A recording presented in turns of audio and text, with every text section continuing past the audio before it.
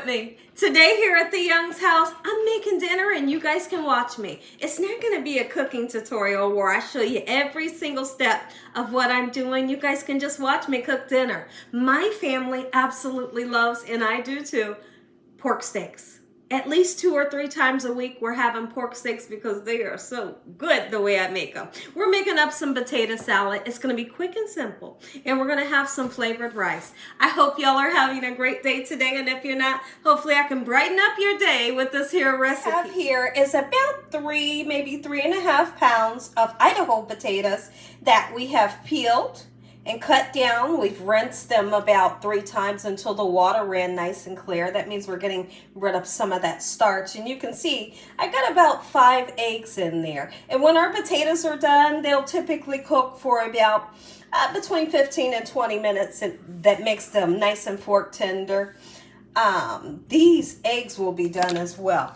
In the meantime, between time, I got some oil in the bottom of that pan, and we're going to get started on our rice and roll. It's super busy today, so I'm going to whip up this dinner super quickly. It's going to be the perfect dinner for a fall evening like this. It's cold outside. It's going to be able to stick to our ribs, you know, get us nice and full, and it tastes good, and it's quick and simple to make. I'm just waiting on this rice to get nice and golden brown, and then I'm going to put this packet in with 2.5 cups of cold water, and our rice turns out perfect every time. It only cooks for 25 minutes. Potatoes and eggs, they're almost done, nice and fork tender, and you can see that I put the seasoning in. That is a beef flavored rice, and I decided to put just a tiny bit of bouillon powder. I'm going to go in with that 2.5 cups of water. When you're making rice or run, you got to back up a little bit because they want you to put the water into this hot steaming rice, right? So it's always going to create some steam. Then I'll come back with that 1/2 cup that they're asking. Funny because I can tell you all day that it's not going to be a cooking tutorial, but once I turn that camera on, I can't help but to teach you all step by step. So we'll see how that goes. Potatoes, they're almost done. Not quite, but they are almost done. I have washed these off using lime juice, salt, and cold water. And then I like to pat them dry, give them a nice rinse, and pat them dry. When I don't have lemon and lime, I turn around and use some apple cider vinegar or whatever type of vinegar. And what it does is it gives like a great taste to the meat. And I feel like it cleans the meat. Now, there's going to be people that's always going to tell you, you don't have to clean your meat. You don't. But I like to clean my meat because the heat that cooks your meat, right, will make sure that there's no bacteria or anything. But I just like to clean my meats. Doesn't matter what it is, whether it's chicken, turkey, beef, pork, whatever. I'm going to always clean it. And it adds extra flavor. So what I'm doing here is I'm cutting the pork steak. Pork steak is delicious, and really it doesn't get dry. So I absolutely love it. And what I do is I aim to give it a nice fry with just a tiny bit of oil in the pan. Look at that. It's just a little bit, just enough to coat the bottom of the pan so we can get this pork nice and crispy.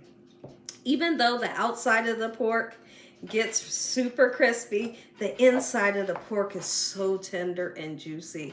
I'm telling you, you're going to love this recipe if you ever decide to try it, you know. If you can't find pork steaks where you live, you can always get some assorted pork chops, right? And just cut them down, cut around the bone. And this little bit of fat and marbling that goes through the pork steak, I absolutely love. Is chef's kiss.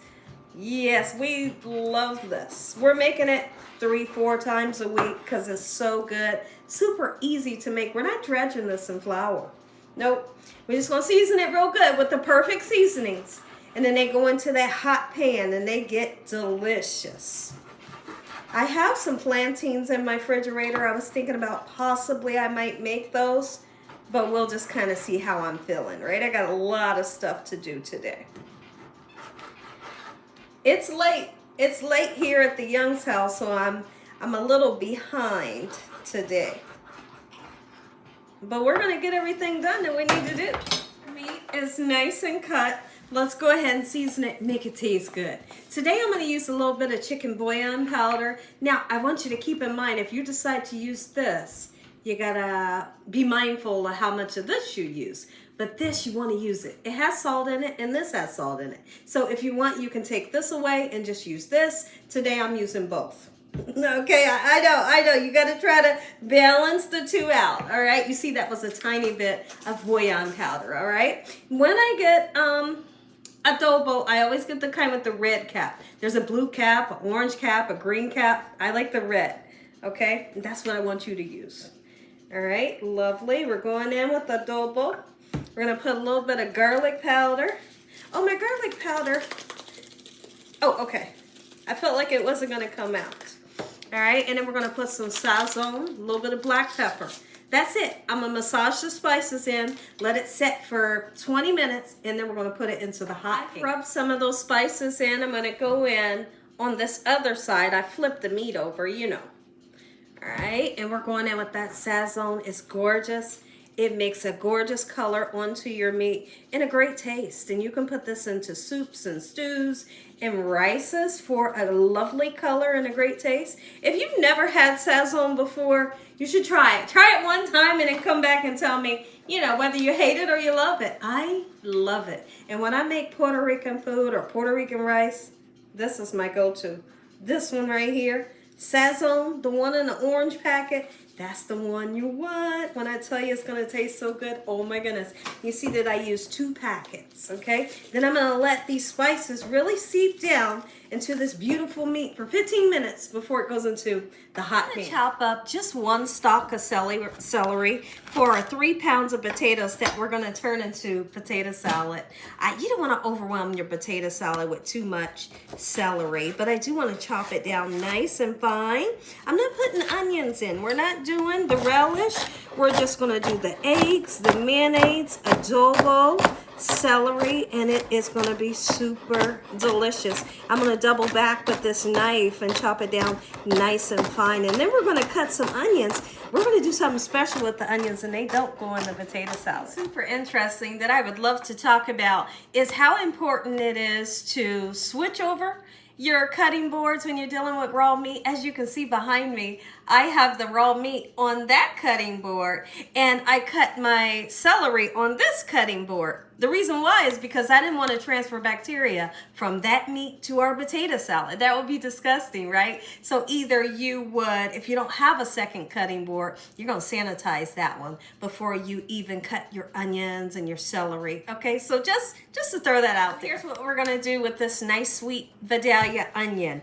I like to saute onions sometimes and just put it on top of whatever meat I'm having that day. And so it's going to be perfect for this. It's just a small onion, and I'm just going to put it on top of me and my husband's meat today, and it's going to be delicious. It's going to be nice, sweet, caramelized. In my pan over there, I have about 1.5 tablespoons of sweet cream butter. I'm just going to saute it till it gets a golden brown color, and I'm going to season these onions with a little bit of salt and pepper to give them some great taste, and voila. That's how you amp up flavor to a dish. The potatoes, they're cooling down. I have those boiled eggs, they're in some water, and they're cooling down as well.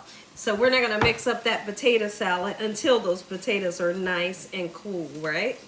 And so what I'm doing right now, I'm just putting that seasoned meat right into this pan. If you don't see and hear that sizzle, wait to put more in. It looks like I might have to do 2 batches, but it's well worth the wait. Once they get nice and crispy and golden brown and fully cooked, they're done. Yum, look at that. Check in on it. You see I've turned a couple of them pieces just like that. And don't rush them. Wait until they get a nice crispiness to them. They're going to be soft and supple and juicy in the inside. Oh my goodness, these are packed with so much flavors. Put this over rice and you're good to go. This is done to perfection. And look at that meat. Okay, lovely. I'm super excited. We got our onions here that I'm going to top off our meat with. So now let's go ahead and turn this into potato salad. Don't put too much mayonnaise, right? This is a quick and simple potato salad recipe that I absolutely love. When I do it Puerto Rican style, it's this recipe. Using the adobo, the mayonnaise, and the celery, and that's it. If you want to put some pepper, you can, but this right here is simple, but it tastes good. Eggs, we gotta get our eggs cut in there. You can't have potato salad without a nice, beautiful boiled eggs going right in. And then I'll continue to mix it, making sure I don't break up those lovely eggs that I cut up. Look at this, dinner is served. This family, this is a meal Gina Young style, and it was quick and simple. If you enjoyed this video, give me a thumbs up. If you ain't subscribed, what you waiting on? Tell your family and friends. Tell the world what Gina's doing in this kitchen every single day. And Father, once again, we thank you for providing a meal, your hedge of protection, and your love. Amen. Once again, we're getting ready to taste everything. You see, I put those sauteed onions right on top of that meat. That's the rice. That's the rice again.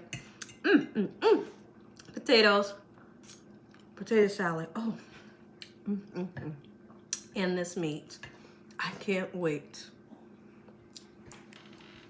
Oh, make it some. You're going to love this recipe. This is it.